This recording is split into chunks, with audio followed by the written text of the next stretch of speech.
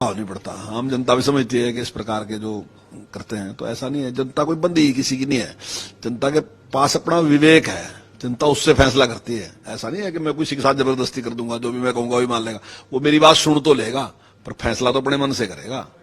मतलब मैं उसको अपनी बात सुना सकूं, मैं उसको बिठाएगा अपनी बात कह सकूं, लेकिन फैसला उसने करना, तो वो अपने विवेक से फैसला करेगा।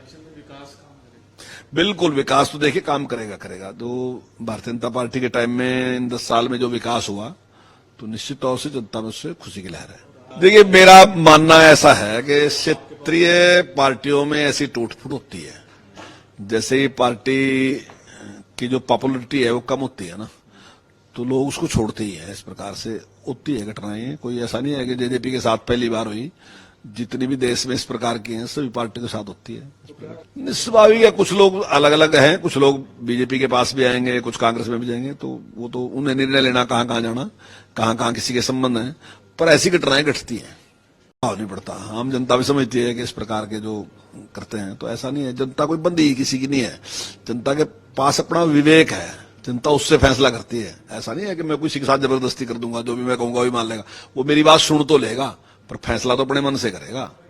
मतलब मैं उसको अपनी बात सुना सकूं, मैं उसको बिठाएगा अपनी बात कह सकूं, लेकिन फैसला उसने करना, तो वो अपने विवेक से फैसला करेगा।